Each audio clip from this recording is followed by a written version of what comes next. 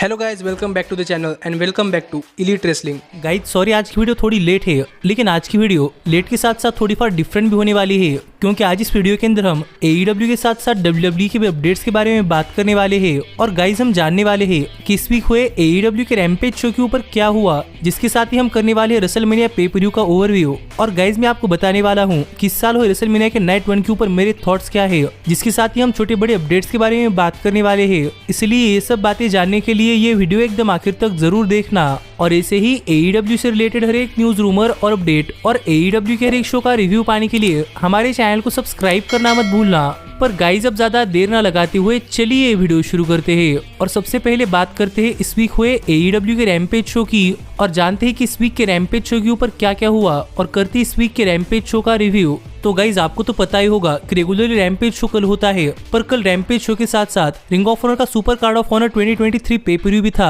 इसीलिए मैंने सोचा कि क्यों ना रैम्पेज शो का रिव्यू आज कर लिया जाए। लेकिन अगर आपने अब तक हमारे चैनल के ऊपर सुपर कार्ड ऑफ ऑनर 2023 पे पर व्यू का रिव्यू चेकआउट नहीं किया, तो ऊपर आए कार्ड के ऊपर क्लिक कर इससे पहले वो रिव्यू चेकआउट कर लीजिएगा, क्योंकि वो शो भी एक काफी जबरदस्त शो रहा है। लेकिन जहाँ तक बात है इस वीक के रैम्पेज शो की, तो इस वीक का रैम्पेज शो भी AEW की तरफ से एक ठीक ठाक सा शो था, जहाँ पर हमें शो की शुरुआत सैमी गेवेरा और कोनोसुके तकेत्सा इनके बीच में काफी जबरदस्त मैच से होती हुई दिखाई दी। और यहाँ पर इस मैच के अंदर सैमी गेवेरा और कोनोसुके तकेत्सा इन दोनों ने अपनी काफी जबरदस्त परफॉर्मेंस दी है। और गाइस कहना पड़ेगा कि हमें शो के ओपनर के तौर पर ही इन दोनों सुपरस्टार्स के बीच में कांटे की टक्कर देखने को मिली है, जहाँ पर तगड़े मूव्स और बहुत ही बड़ी एक्शन तो था ही, और पहली बार एक दूसरे के आमने सामने आने के बाद भी यहाँ पर इन दोनों ही सुपरस्टार्स ने काफी बढ़िया मैच डिलीवर किया है। और इस सब के बाद अगर यहाँ पर हम बात करें इस मैच के विनर की, तो आखिरकार यहाँ पर टाई मेलो ने कोनोसुके तकेत्सा को थोड़ा सा डिस्ट्रैक्ट कर दिया, जिस चीज का फायदा उठाकर तकेत्सा पर अपना फिनिशर लगाकर तकेत्सा को पिन कर सैमी गेवेरा ने ये मैच जीत लिया है। जो मैच तो सैमी गेवेरा ने जीत लिया, लेकिन वो मैच चीटिंग कर जीते हैं, जो देखकर बैकस्टेज से यहाँ पर डार्बी एलिन और जंगल बॉय ये भी सैमी गेवेरा के ऊपर नजर रखे हुए थे।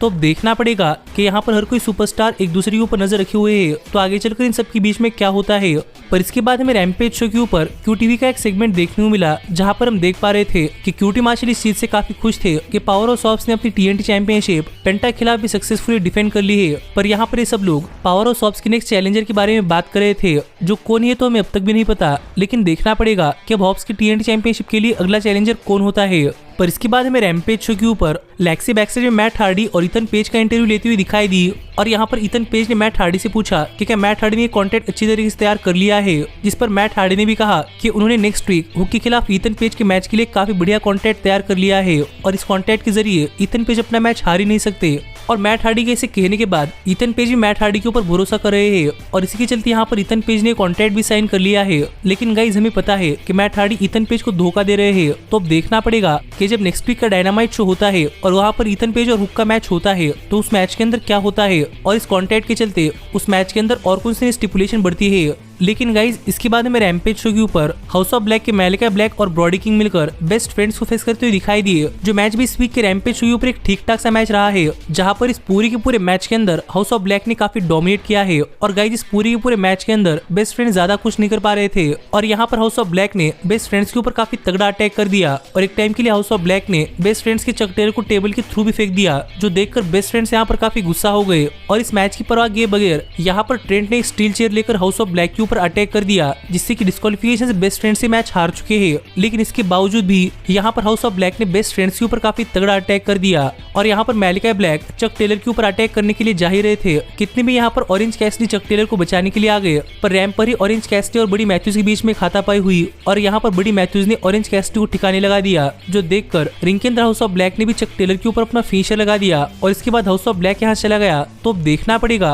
कि house of black best friends और ऑरेंज कैसिडी के बीच में आगे क्या होता है, क्योंकि देखने में लग रहा है कि प्रोबेबली राइवलरी अभी स्टार्ट हुई है। लेकिन इसके बाद हमें रैम्पेज शो के ऊपर स्वर्स स्ट्रिटलैंड और कीथ ली इनके बीच की स्टोरी के लिए एक हाइप वीडियो देखने को मिला, जहां पर हमें दिखाया गया कि कैसे सुपरस्टार्स पहले साथ में थे और फिलहाल में एक दूसरे के खिलाफ खड़े हो चुके हैं। जिसके बाद हमें रैम्पेज शो के ऊपर टाई वेलकरी का एक 1-on-1 मैच देखने को मिला, जहां पर वो मरीना शेफर्ड को फेस कर रही थी। और अगर यहाँ पर हम बात करें इस मैच की, तो ये मैच भी इस वीक के रैम्पेज शो का टाई वेलकरी का एक काफी छोटा सा मैच रहा है, और इस मैच के अंदर मरीना शेफर्ड के ऊपर काफी तगड़ा अटैक कर फाइनली उन पर अपना फिनिशर लगाकर उन्हें पिन कर टाई वेलकरी ने ये मैच जीत लिया है। पर यहाँ पर जेट कार्गिल ने टाई वेलकरी को एक धमकी दी थी कि जेट कार्गिल उनका फिनिशर अपने फिनिशर के तौर पर इस्तेमाल नहीं कर सकती, पर यहाँ पर टाई वैल्करी ने ऐसा किया था, इसलिए यहाँ पर जेड कारगिल काफी गुस्सा थी और यहाँ पर जेड कारगिल की तरफ से उनके एसोसिएट ने यहाँ पर आकर टाई वैल्करी को उनका फिनिश इस्तेमाल करने की वजह से एक ऑफिशियल नोटिस थमा दी। लेकिन यहाँ पर टाई वैल्करी ने जिसने उन्हें नोटिस थमाई है उस पर ही अपना फिनिशर लगा दिया, जो देखकर जेड कारगिल गुस्से में टाई वैल्करी की तरफ बढ़ रही थी। लेकिन यहाँ पर स्मार्ट मास स्टर्लिंग और लेला ग्रे इन दोनों ने जेड कारगिल को रोक लिया। तो अब देखना पड़ेगा कि आगे चलकर जेड कारगिल और टाई वैल्करी के बीच में क्या होता है,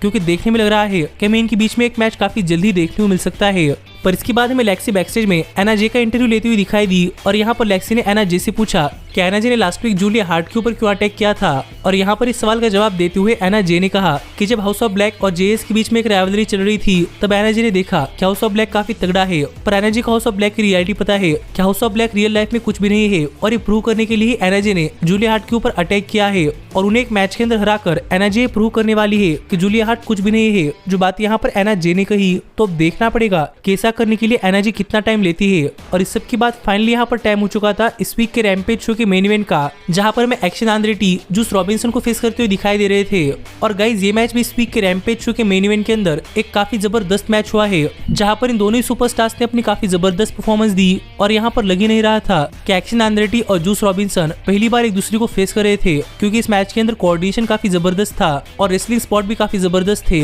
और इस सब के बाद अगर यहाँ पर हम बात करें इस मैच के विनर की, तो गाइज फाइनली इस मैच के आखिर में आउट ऑफ नोवेयर एक्शन आंद्रेटी पर अपना फिनिशर लगाकर उन्हें पिन कर जूस रॉबिन्सन ने ये मैच जीत लिया है। लेकिन ये मैच खत्म होने के बाद भी यहाँ पर जूस रॉबिन्सन एक्शन आंद्रेटी के ऊपर अटैक करने के लिए जा रहे थे, जो देखकर रिकी स्टार्स यहाँ पर आ गए, जिन्हें देखकर जूस रॉबिन्सन यहाँ से भाग गए। और इसी इस वीक का रैम्पेज शो ऑफ एयर चला गया, जो शो तो मेरे हिसाब से एक एवरेज सा शो था। और गाइज आप भी मुझे कमेंट कर बताइए कि आपका इस रैम्पेज शो के ऊपर क्या कहना है। पर मुझे ये शो एक ठीक ठाक सा शो लगा। पर फिलहाल के लिए हम आगे बढ़ते हैं और बात करते हैं हमारे अगले अपडेट की। और जरा बात करते हैं इस साल हुए रेसलमेनिया के नाइट 1 की। और गाइज मैं यहाँ पर जरा मेरे अपने थॉट शेयर करना चाहूंगा कि मुझे पेपर कैसा लगा है। और अगर आपको लग रहा है कि मैं सिर्फ AEW देखता हूँ और WWE नहीं, तो गाइज मैं आपको बताना चाहूंगा कि ये बात कई हद तक सच है। मैं WWE के सिर्फ मेन शोज देखता हूँ और मुझे भी ये मेन शोज देखने के बाद अपना ओपिनियन शेयर करने का मन होता है। और जहाँ तक बात है इस साल हुए रेसलमेनिया के नाइट 1 की, तो गाइज मेरे हिसाब से रेसलमेनिया के नाइट 1 ने अपने हाइप के ऊपर डिलीवर किया है, जहाँ पर हमें शो की शुरुआत में ही ऑस्टिन थ्योरी और जॉन सीना के बीच में एक ठीक ठाक सा मैच देखने को मिला, जिस मैच से रियलिटी में मेरी काफी ज्यादा एक्सपेक्टेशन थी। लेकिन ये मैच एक्सपेक्टेशन से अंडर डिलीवर हुआ है और इसीलिए मैं तो चाहता हूँ कि जॉन सीना और ऑस्टिन थ्योरी इनके बीच में एक रीमैच होना चाहिए, जिसके बारे में आपका क्या कहना है आप मुझे कमेंट कर बताइए। जिसके बाद शो के ऊपर हुआ टैग टीम्स का मल्टीपर्सन मैच में मुझे काफी ज्यादा पसंद आया है, जहां पर स्ट्रीट प्रॉफिट्स ने मैच जीत लिया है। जिसके साथ ही हमें इस पेपर के ऊपर देखने को मिला सेथ रॉलिंस और लोगन पॉल, इनके बीच का ये मैच मुझे काफी ज्यादा पसंद आया है। और गाइज यहाँ पर इन दोनों सुपरस्टार्स ने अपने एक्सपेक्टेशन के ऊपर डिलीवर किया है। और असल में मेरे लिए तो इस मैच से रेसलमेनिया की शुरुआत हुई थी, क्योंकि ये मैच देखने के बाद ही मुझे ऐसा लगने लगा था कि मैं यहाँ पर एक रेसलमेनिया देख रहा हूँ। और इस मैच के अंदर KSI के इंटरफेरेंस ने भी हमें थोड़ा मजा दिलाया, पर आखिरकार इस मैच का रिजल्ट बिल्कुल वैसा ही निकला है जैसा कि मैं चाहता था कि यहाँ पर रोलेंस जीते हैं। तो अब देखना पड़ेगा कि बाकी लोगन पॉल के साथ क्या होता है, क्योंकि फिलहाल में तो लोगन पॉल का WWE के साथ कॉन्ट्रैक्ट एक्सपायर हो चुका है। पर इसके बाद मुझे इस रेसलमेनिया के ऊपर हुआ डोमिनिक मिस्टेरियो और रे मिस्टेरियो, इनके बीच का भी एक मैच काफी जबरदस्त मैच देखने को मिला है, जहाँ पर फादर और सन इन दोनों ने एक दूसरे के साथ मिलकर एक काफी जबरदस्त मैच डिलीवर किया है। और ये मैच भी मेरे एक्सपेक्टेशन के ऊपर अच्छी तरीके से डिलीवर हुआ है, जहाँ पर इस मैच की स्टोरी, इमोशनल एंगल और मूव्स भी काफी जबरदस्त रहे हैं और ये राइवलरी भी काफी अच्छी चल रही है। पर यहाँ पर रिजल्ट वैसा नहीं निकला जैसा कि मैं चाहता था, क्योंकि मैं यहाँ पर चाहता था कि डोमिनिक मिस्टेरियो मैच जीत जाए, क्योंकि अगर यहाँ पर डोमिनिक ही मैच जीत जाते तो डोमिनिक अपने फादर को ही हरा देते, जिससे कि डोमिनिक के ऊपर काफी ज्यादा हिट आती और डोमिनिक एक काफी जबरदस्त हील सुपरस्टार के तौर पर आगे चलकर WWE के स्टेज के ऊपर शाइन कर सकते थे। और असल में यहाँ पर डोमिनिक को जितवाकर WWE आगे चलकर समर स्लैम पेपर पर रे मिस्टेरियो को भी जिता सकती थी, जो तो मेरा आइडिया था। लेकिन फिलहाल में यहाँ पर रे मिस्टेरियो ने मैच जीत लिया है, तो अब देखना पड़ेगा कि आगे बाप और बेटे के बीच में क्या होता है। लेकिन मैं तो यहाँ पर चाहता था कि डोमिनिक मैच जीत जाए, जिससे कि डोमिनिक WWE के अंदर एक काफी बड़े सुपरस्टार बन पाते, जिन्होंने कि अपने फादर रे मिस्टेरियो को भी हराया है। पर इसके बाद हमें रेसलमेनिया पेपर के ऊपर देखने को मिला स्मैकडाउन वुमेन्स चैंपियनशिप के लिए शार्लेट फ्लेयर और रिया रिप्ली, इनका मैच भी काफी जबरदस्त मैच लगा है। और इस मैच के अंदर भी इन दोनों ही सुपरस्टार्स ने मेरे एक्सपेक्टेशन के ऊपर डिलीवर किया है और इस मैच का रिजल्ट भी बिल्कुल वैसा ही निकला है जैसा कि मैं चाहता था कि रिया रिप्ली मैच जीत चुकी है।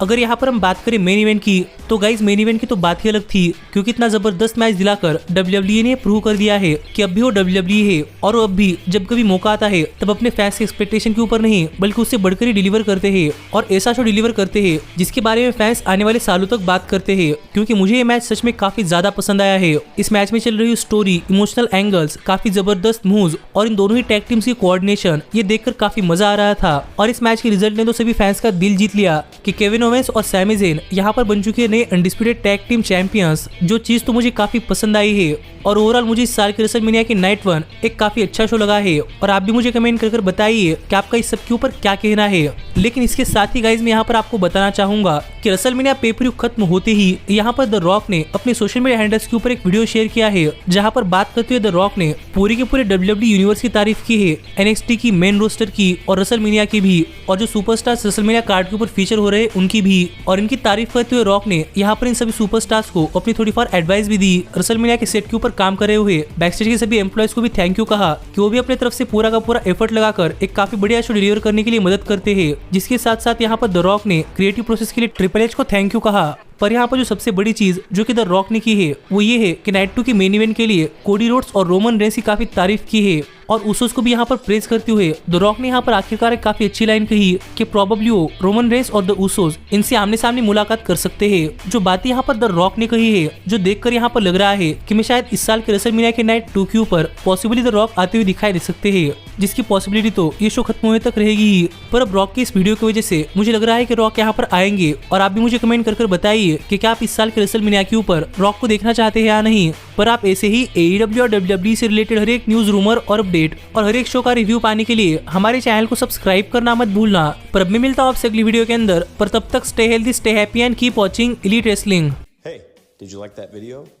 Click the screen for more. And where do you think you're going? Check out our official merchandise page and to support the entire cast. And thanks so much for being the elite. The elite, the elite. What, Nick, you're not going to sing it all with me this time?